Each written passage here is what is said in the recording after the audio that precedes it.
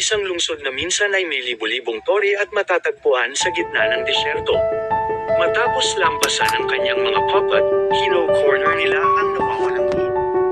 Ang layunin ni Mukade ay maglakbay sa nakaraan at makuha ang 5 dakilang shinobi na bansa na may kapangyarihan ng Ryukyu, isang sinaunang dami ng chakra na nakatago sa ilalim ng lupa sa Roran. Nakawalan niya ang kapangyarihan ng Ryukyu na nakikitang pinatakan ni Minato dahil ang Flying Thunder God na isang liwanag ng pumalit kina Naruto at Yamato na sinusubukan pigilan si Mukade.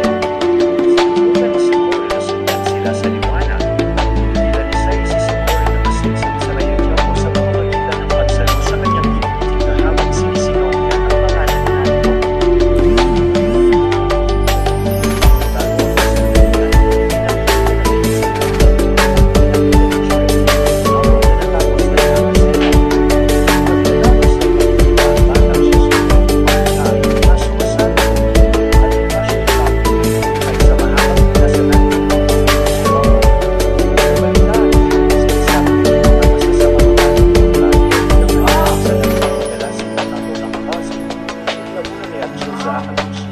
At sa kahilingan ni Minato na isama si Kakashi Hatake dahil sa husay nito kahit sa murang edad niya upang wakasan ang mga plano ni Mukade. Nang magising si Naruto, nakilala niya ang isang misteryosong batang babae na agad na tumakas nang makita siya. Lumabas si Naruto sa lugar at kalaunan ay inatake siya ng mga mandirigmang puppet. Napabagsak niya ang iba nito ngunit masyadong marami sila. Biglang dumating ang 3 ninja sa Konoha at iniligtas si Naruto sa mga puppet. Nakipag-ugnayan si Naruto sa isang lalaking nakamaskara na nagligtas sa kanya mula sa puppet na hukbo.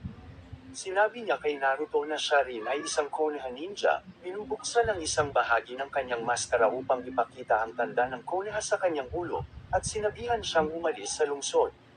Sumasang-ayon si Naruto na gawin iyon. Gayunpaman nang malapit na siyang umalis sa Roran, naalala ni Naruto ang nangyari bago siya nawala ng malay at nagpasyang hanapin ng iba.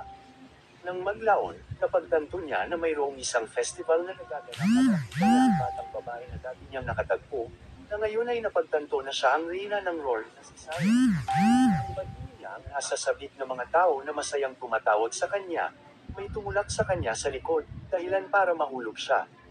Iniligtas siya ni Naruto at pagkatapos ay ipinakilala nila ang kanilang mga sarili sa isa't isa matapos siyang mapagkamalan ni Sarah bilang masamang tao. Tinanong siya ni Naruto kung may mga taong humahabol sa kanya. Ang batang reyna ay agad na hindi sumasang-ayon dito. Sinabi na nakita ni Naruto sa kanyang sarili na ang karamihan ng tao ay napakasaya na makita siya. Nang maglaon, nakilala muli ni Naruto si Minato sa palasyo ng reyna. Pinagalitan siya ni Minato dahil sa hindi pagtupad sa kanyang pangako, ngunit sinabi sa kanya ni Naruto na wala siyang pagpipilian at sinabi sa kanya kung ano ang nangyari. Nang makita ang mga pangyayari, inihayag ni Minato at ng kanyang koponan ang kanilang mga sarili at sa pagkakataong iyon sinabi ni Naruto na kamukhang kamukha ni Minato ang ika-4 na Hokage. Sinabi ni Shidi kay Naruto na imposible iyon, dahil sa ngayon ang namumunong Hokage ay ang pangatlo pa rin. Ngunit hindi sumasang-ayon si Chusa, sinabi na si Naruto ay mula sa hinaharap. Ito ay posible na si Minato ay talagang ang pang-4 na Hokage. Sinagot lang ni Minato na walang saysay na gawing mas kawili-wili ang buhay sa pamamagitan ng pag-alam sa mga bagay na hindi dapat. Pagkatapos ay sinabi ni Minato kay Naruto ang kondisyon sa Roran, at sinabi sa kanya na dapat na siyang makabalik sa kanyang panahon pagkatapos niyang talunin si Mukade. Pagkatapos nito, ibinigay niya kay Naruto ang kanyang Flying Thunder God Kunai, na sinasabi sa kanya na ito ay isang espesyal na kunai na magpapahintulot sa kanya na maghatid sa lugar ni Naruto kung kakailanganin niya ang tulong ni Minato. Sa kalaunan ay ipinahayag na naglakbay si Mukade sa nakalipas na 6 na taon bago si Naruto mapunta sa panahon na ito. Sa puntong ito, pinalitan niya ang kanyang pangalan ng Anrokusan at nagsisilbing ministro ng Roran.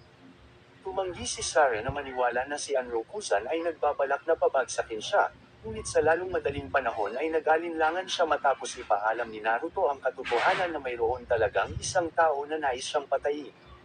Si Sarah, na inis, ay umalis sa lugar.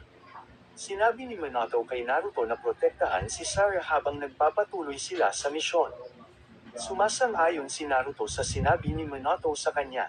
Nang mag-isang naglalakad si Sarah sa koridor ng palasyo, may kumuha sa kanya mula sa likuran at tinala siya sa isang madilim na silid, na puno ng malaking grupo ng mga tao.